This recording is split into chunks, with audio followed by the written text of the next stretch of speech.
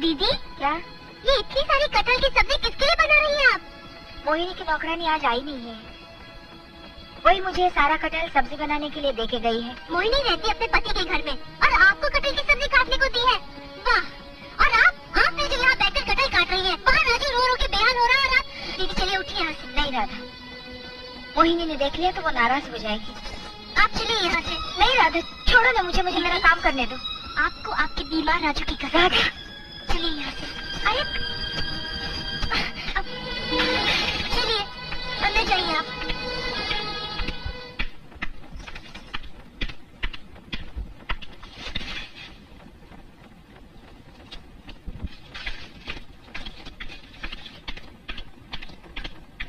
छुड़ाए। अरे ये कटहल वैसे की वैसी पड़ी है और ये महारानी गायब। अभी देखती हूँ। भाभी, बड़ी भाभी, बड़ी भाभी। एक मिनट, उनसे क्या काम है? मुझसे कहो। तुमसे क्यों कहूँ? मुझे उनसे काम है। अरे इस घर की बड़ी बहू पर हुक्म चलाने से पहले तुम्हें छोटी बहू से बात करनी होगी। मुझे तुमसे कोई बात नहीं करनी। क्या बात है? क्या हुआ मोहिनी? माँ देखो ना, मेरे देवर जी मेरे घर आए हैं। तुम्हें तो मालूम है ना कि उन्हें कटहल खाने का कितना शौक है। हाँ। माँ भी कुछ कटहल लाई थी और बड़ी भाभी के पास काटने के लिए दे गई थी, लेकिन उनकी हिम्मत देखो, सारी की सारी कटहल वहीं पड़ी है। कटहल काटना छोड़कर महारानी अपने कमरे में आराम फरमा रही है। मगर बड़ी बहू ने कटहल क्यों नहीं काटा? बड़ी भाभी को कटहल काटने से मैंने रोका है। तुमने मना किया है? जी हाँ, मैंने मना किया है। हम हिंदुस्तानी लड़कियाँ अपने मायके से पता नहीं क्या क्या उम्मीदें, क्या क्या सपने लेकर आती है। ओह, मगर यहाँ आने के बाद हमें अपनी उम्मीदों का गला घोटना पड़ता है। हमारे सपनों को भुलाकर हमें नौकरानी बनना पड़ता है। इसके बाद भी हम हालात से समझौता करके नौकरानी बनना मंजूर कर लेते हैं।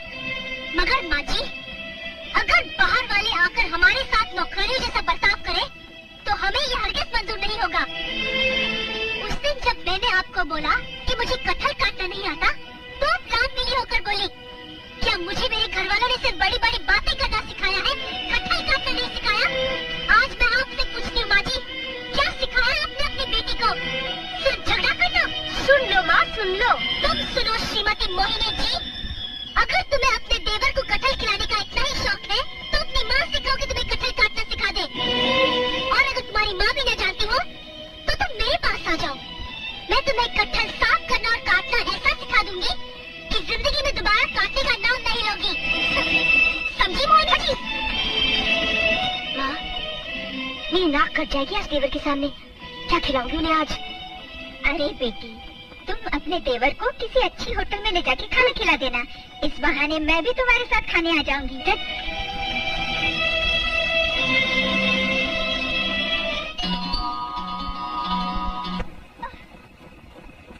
दुर्गा, क्या हुआ? तबीयत तो ठीक है ना? बड़ी बेचैनी सी हो रही है, आंखों के सामने अंधेरा सा छा रहा है, सीने में भी कुछ घुटन सी हो रही है। ऐसा लगता है किसी ने भारी पत्थर सीने पे रख दिया हो। हाय हाय, अब तो मेरा ये हाथ भी काम नहीं कर रहा है। मेरा दिमाग काम नहीं कर रहा। तुम दिन भर चीखोगी चिल्लाओगी तो यही सब होगा, और क्या होगा? चुपचाप पड़े रहो, बेकार में मेरा जी मत चलाओ। तुम्हें तो सिर्फ मेरा ही चिल्लाना सुनाई देता है। छोटी बहू और बड़ी बहू दोनों दिन भर घर में तूफान मचाती है, उनकी आवाज नहीं पहुँचती ना तुम तक? नहीं। क्या? नहीं पहुँचती है। छोटी बहू बड़ी बहू के साथ मिलकर खामोशी से लीडरों की तरह चाल चलती रहती है, उसका कुछ नहीं।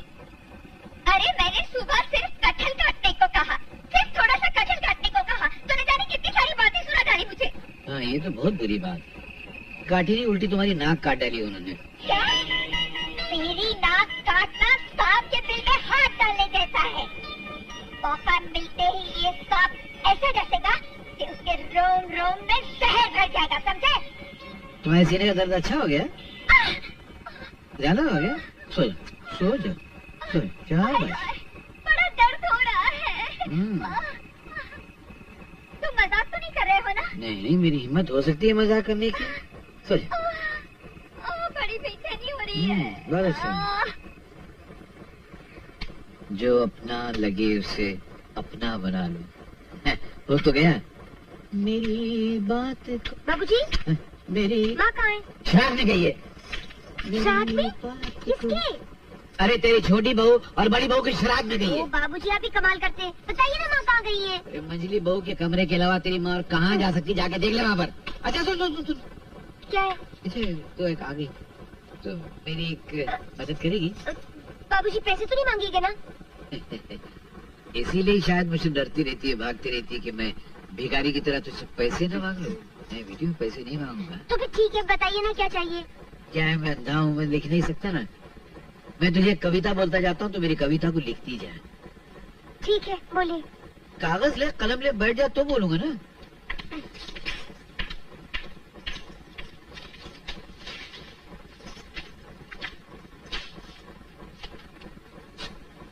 हाँ बोलिए। बाबूजी, मैं कविता लिखा रहा हूँ। किसे लिखवा रहे हैं आप? सामने मोहिनी नहीं बैठी है? यहाँ आपके अलावा और कोई नहीं है बाबूजी। तो फिर कहूँ, बाहर निकल गई। मैं देख नहीं सकता, थे लोग मेरे अंधेपन का मजाक उड़ाते हैं। इनके कारण मैं अंधा बन गया। इनके कारण? हाँ, इनके कारण मैं अंधा हो गया। इस जमाने में नौकरी किया करता था तो मेरी आंखों से पानी बहने लगा, धुंधला दिखाई देता था। डॉक्टर ने कहा कि तुम ऑपरेशन करा लो तो तुम्हारी आंखें ठीक हो जाएंगी, वरना हमेशा के लिए अंधे हो जाओगे। मैंने मेरे मालिक से हाथ जोड़कर अपने प्रोविडेंट फंड से 10,000 रुपए उधार मांगे। उसने पैसे दिए, मैंने डॉक्टर से ऑपरेशन की तारीख मुकर्रर की। लेकिन मैं जिस दिन ऑपरेशन कराने जा रहा था। अजी सुन रहे हो? क्या है, जल्दी बोलो, मेरी गाड़ी की देर हो रही है। अविनाश बाबू आए थे, कह रहे थे 10 दिन के बाद उनका बेटा दीपक विदेश जा रहा है। उसके विदेश जाने से पहले मोहिनी और दीपक का ब्याह हो जाए तो अच्छा होगा। 10 दिन के अंदर? मेरा मतलब होगा कैसे? इतना पैसा आएगा कहाँ से?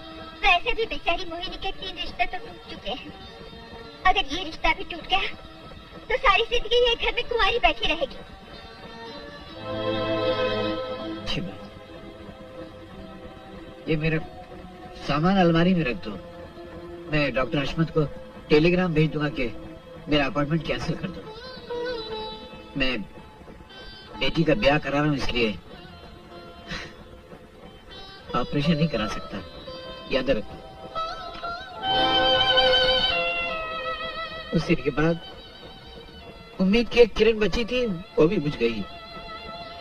मैं हमेशा के लिए अंधा हो गया। नहीं बाबूजी, एक बेटी ने दिल दुखाया तो इतना रो दिए। क्या मैं आपकी बेटी नहीं हूँ? हाँ बेटी है। तो चलिए मैं आपकी कविता लिख देती हूँ। नहीं बेटी, जाने दे। बाबूजी, हाँ बेटी, मैं आपकी कविता लिख देती हूँ बाबूजी। हाँ बोलिए आप।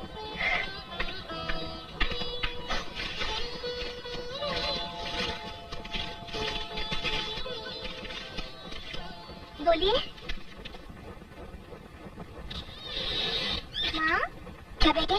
आज मुझे कुछ खाने को दोगी ना? हाँ? क्यों नहीं दूंगी?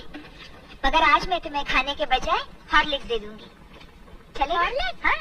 फिर तो आज बहुत मजा आएगा। मजा भी आएगा और ताकत भी आएगी, है ना? बच्चे को हॉर्लिक्स पिलाया जा रहा है। अभी माँ को बताती हूँ। अब पहले मैं ये कपड़े सुखा देती हूँ, फिर तुम्हारे लिए गर्म पानी लाती हूँ और उसमें हॉर्लिक्स मिला के तुम्हें दे देती हूँ।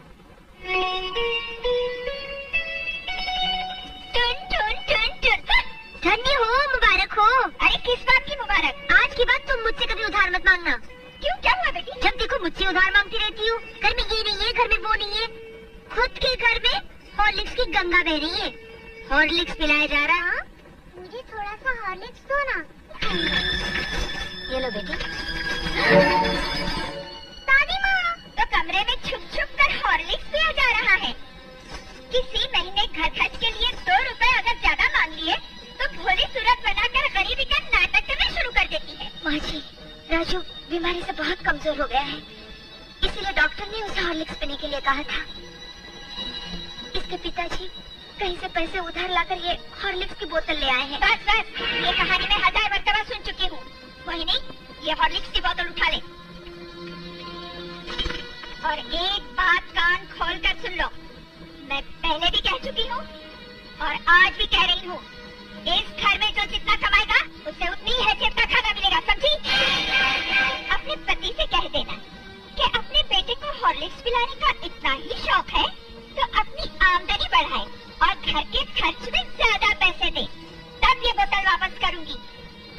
बाजार में चवन्नी में मिलने वाले 4 बिस्किट अपने बेटे को खिला दे, तंदुरुस्त हो जाएगा। चल मोहिनी। चलो दादी माँ, थोड़ा हॉर्लिक्स दो ना, बहुत भूख लगी है। भूख लगी है? वो भी थोड़ा हॉर्लिक्स पड़ा है, जा जाके चाट ले उससे। चलो माँ। दादी ने जो हॉर्लिक्स किया उससे से लाओ ना, नहीं तो मैं जमीन पे गिरा हुआ हॉर्लिक्स खा लूंगा। खा लूं। तुझे तो बस दिन रात सुबह शाम खाने की पड़ी है, मुझे क्यों नहीं खा लेता? खा ले तो फिर सारा दिन रहेगा तो भी नहीं। ये क्या सुन कर रही हो दीदी? इस बच्चे को क्यों मार रही हो? तो मैं क्या करूँ राधा, मैं भी इंसान हूँ, अब मुझसे नहीं सहा जाता। कितने अभागन हूँ मैं, अपने बीमार बच्चे को हॉर्लिक्स देने का अधिकार भी नहीं रख सकती। वो भी तो एक माँ है, एक माँ होकर दूसरी माँ का दर्द क्यों नहीं समझती? वो क्यों नहीं? मेरे देवर भाभी की वजह से कटहल की सब्जी नहीं खा पाए, मैं उसके बेटे को हॉर्लिक्स पीने दूंगी? अच्छा क्या माँ जो तुमने ये छीन लिया? बीमार बच्चे के मुंह से हॉर्लिक्स छीन के लिया कमबख्त। सुना है सेब खाने से बदन में ताकत आती है, ताकत के लिए तुम हॉर्लिक्स पिया करो माँ। अरे हाँ, तो बिल्कुल ठीक कह रही है। सुबह शाम 2 वक्त हॉर्लिक्स पीऊंगी तो ये कमजोरी तो दूर हो जाएगी, ये हाथ पैर में थोड़ा दम तो आ जाएगा। माँ तुम भाभी से कह के गरम दूध मंगवा लो, उसमें 2 चम्मच हॉर्लिक्स मिलाओ और पी लिया करो। और हाँ, बाबूजी को भी पिलाया करो। नहीं, मुझे नहीं चाहिए, मेरे लिए हो सके तो बाजार से थोड़ा सा जहर ले आना। ठीक है, तुम मत पीना, मैं पी लिया करूँगी। ये क्या बदतमीजी है? ये बदतमीजी नहीं, न्याय है। थोड़ी देर पहले आप ही ने खुद कहा था, इस घर में जिसका पति जितना कमाएगा उसे उतनी ही हैसियत का खाना चाहिए। आपके पति इस घर में सिर्फ 400 रुपए देते हैं। इस नियम के अनुसार आपको सेब खाने का कोई अधिकार नहीं है। अगर आपको फल खाने का इतना ही शौक है तो बाबूजी से कहिए कि इस घर में ज्यादा पैसे दें, वरना बाजार से अठन्नी के बेग मंगवाकर खा लिया कीजिए।